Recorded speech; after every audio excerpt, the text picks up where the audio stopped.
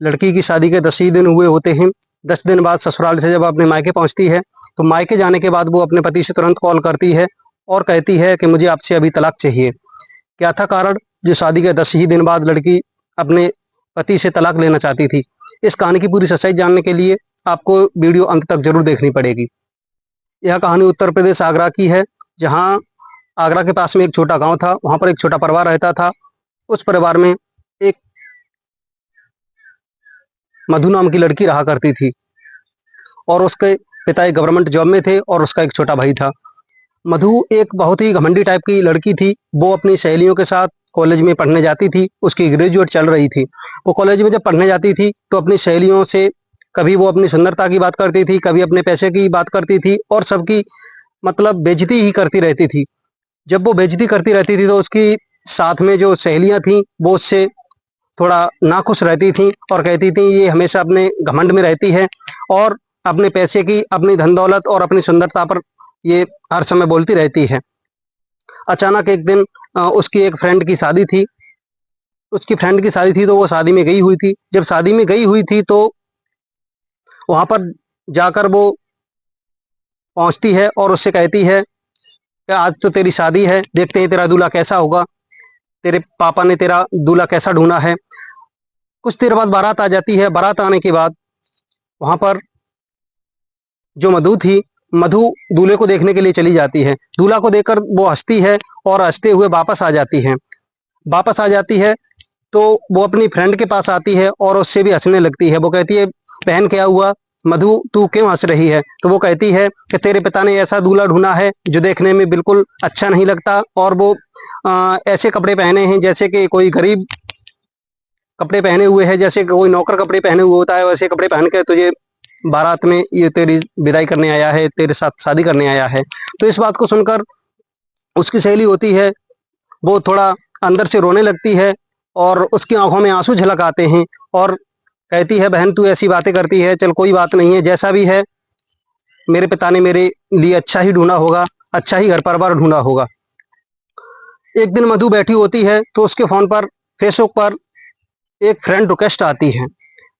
Facebook पर जब friend request आती है तो उसको वो एक्सेप्ट करती है। तो वो एक्सेप्ट करती है। एक्सेप्ट करने के बाद उसकी प्रोफाइल खोल के देखती है। जब प्रोफाइल खोलती है तो वो देखती है कि एक लड़का है जिसका नाम आकाश होता है। वो आकाश है। महंगी महंगी गाड़ियों के साथ उसके फोटो हैं। काफी बड़ा बंगला है, उसमें पार्क टाइप में है, उसमें फोटो हैं, स्विमिंग पूल में नहाते हुए फोटो हैं। तो वो देखती है कि ये तो कोई अमीर घराने का ही लड़का हो सकता है। तो वो उससे चैट करती है और बात करती है। जब चैट करके बात करती है तो वो अपना नाम आकाश बताता है और ये पूछती है मधु कि आप क्या करते हैं? तो मधु से जब वो लड़का आकाश बोलता है कि मैं विदेश से पैसा कमाता हूँ, यहाँ से ही मैं अपना व्यापार चलाता हूँ और मैं इस बंगले में रहता हूँ और मेरे पास बड़ी बड़ी गाड़ियां हैं। तो इसको देखकर वो इम्प्रेस हो जाती है और उसके मन में प्यार की भावना जागृत हो जाती हैं। जब उसके मन में प्यार की भावनाएं जागृत हो जाती हैं तो वो उससे वीडियो कॉल करने के लिए कहती है। जब वो वीडियो कॉल करने के लिए कहती है तो आकाश उसको वीडियो कॉल एक्सेप्ट करता है और सब कुछ दिखाता है। एक फार्म हाउस में था आकाश, वहां पर ही रहता था। तो वो कहता है कि मैं इसी फार्म हाउस का मालिक हूँ और मेरे पास करोड़ों की गाड़ियां हैं, काफी गाड़ियां हैं, सभी गाड़ियों को दिखाता है। इसको देखकर वो और ही इंप्रेस हो जाती है कि सच में ये बहुत अमीर लड़का है और वो शादी के लिए कहती है। जब वो शादी के लिए कहती है तो आकाश से एक दिन वो मिलने के लिए कहती है।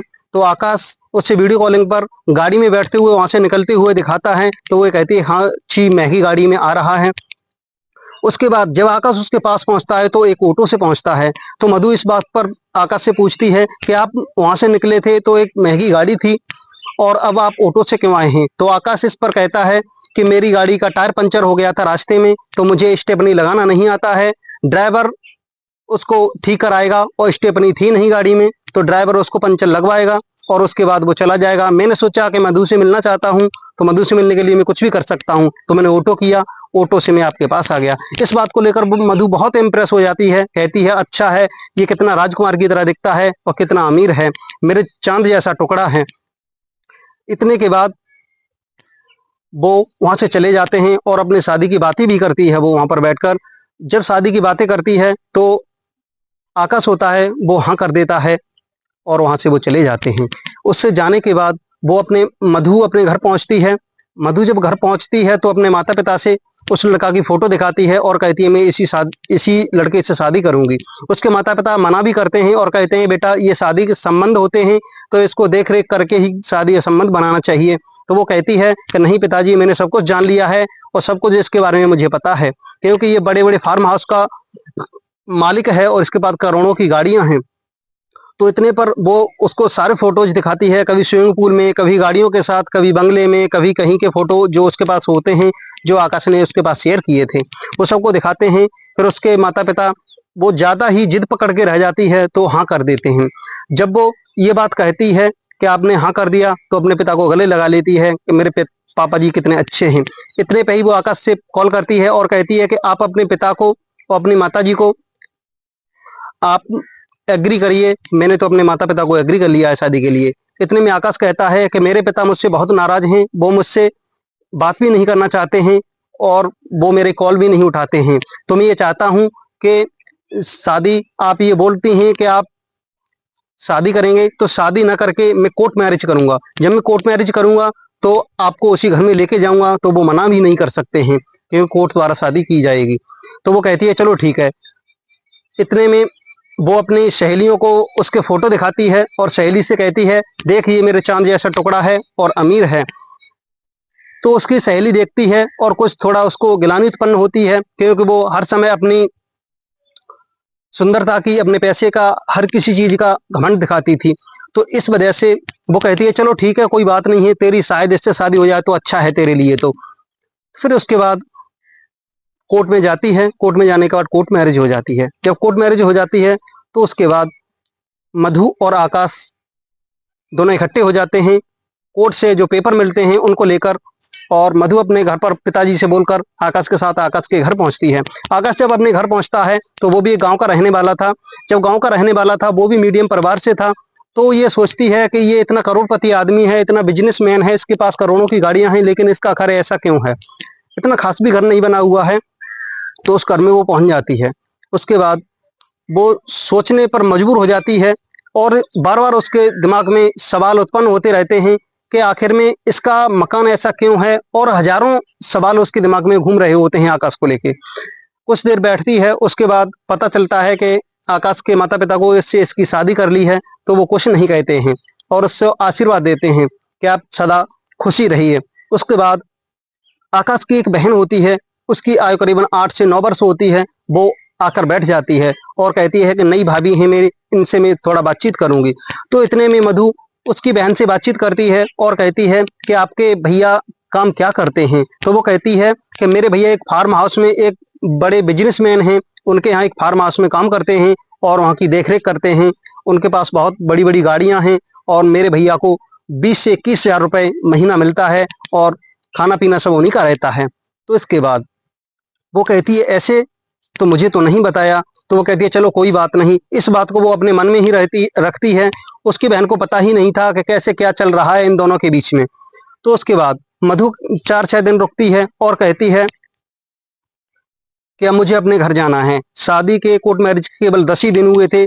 10वें दिन वो अपने घर चली जाती है और कहती है कि मैं थोड़ी घर की याद आ रही है, क्योंकि घर से बाहर नहीं रही हूँ, तो मैं घर चली जाती हूँ, तो आप छोड़ आइए मुझे। तो वो कहता है कि मैं अभी थोड़ा बिजी हूँ, तो आप अपनी तरफ से चली जाइए, मैं आपको गाड़ी से उधर से लेवा ले आऊंगा। तो वो इतने में कहती है चलो ठीक है, क्योंकि उसे तो घर ही जाना था। वो वहां से चली जाती है और अपने पिता के घर पहुंच जाती है। पिता के घर पहुंचते ही उसने कपड़े भी चेंज नहीं किए थे। अपने पति के पास कॉल करती है, आकाश के पास, कहती है कि आकाश मुझे तुम्हारे घर में और तुम्हारे साथ एक पल भी नहीं रहना, मुझे अभी के अभी तलाक दो। वो कहता है कि ऐसा क्या हुआ जो तुमने अभी 10 दिन पहले शादी की है और अब मुझसे तलाक मांग रही हो, कि नहीं मुझे अभी के अभी तलाक चाहिए।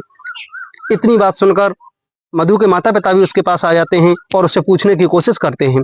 जब वो पूछते हैं तो मधु उनसे रोने लगती है। तब उसके पिता कहते हैं बेटी बात क्या हुई है, ये बात बताइए मुझे। आपने अभी शादी की है, अपनी मर्जी से शादी की है, अपनी पसंद से शादी की है, लेकिन आप तलाक क्यों लेना चाहती हैं। तब वो सारी बात बताती है कि इसने मेरे साथ धोखा किया है, कि ये कोई बड़ा आदमी नहीं है, ये कोई करोड़पति आदमी नहीं है, इसके पास कोठी बंगला गाड़ियां महंगी महंगी नहीं है, लेकिन ये वहां पर काम करता है और ये एक छोटा सा मजदूर ही मान लीजिए जो 20 से 21 हजार रुपए मिलते हैं। तो वो उसके माता पिता कहते हैं बेटा हमने तुमसे मना किया था, फिर भी आपने नहीं माना, अब आपके किए का फल तो आपको भुगतना ही पड़ेगा, आपने जो किया है उसको तो अवश्य ही भोगना पड़ेगा। लेकिन वो कहती है पिताजी मैं नादान थी, मैं बालक हूँ आपकी, मुझसे गलती होगी, मुझे माफ कर दीजिए। उसके पिता उसको गले लगा लेते हैं और उसके अगले दिन वो कोर्ट में चले जाते हैं। कोर्ट में आकाश के खिलाफ वो उसके तलाक के मुकदमा दर्ज कराते हैं और तलाक होने के लिए बोलते हैं। आकाश के पास जब ये नोटिस पहुंचता है कि उसको तलाक चाहिए तो आकाश को बुलाया जाता है। आकाश को तलाक देनी ही पड़ती है उसको, क्योंकि उसने उसके साथ धोखाधड़ी का काम किया था। धोखाधड़ी का काम करने के बजाय उसके धोखाधड़ी का जो काम किया था उसके बदले में उसको सजा मिलती है और उसको कुछ दिनों के लिए जेल में डाल दिया जाता है। ये थी कहानी एक घमंडी लड़की की। और घमंडी लड़की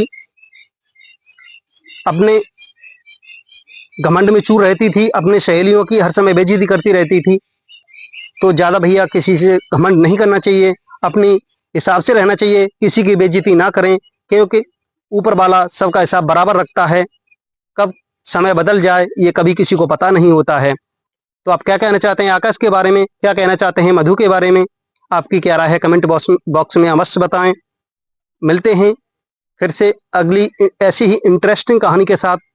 तब तक के लिए जय हिंद, जय भारत।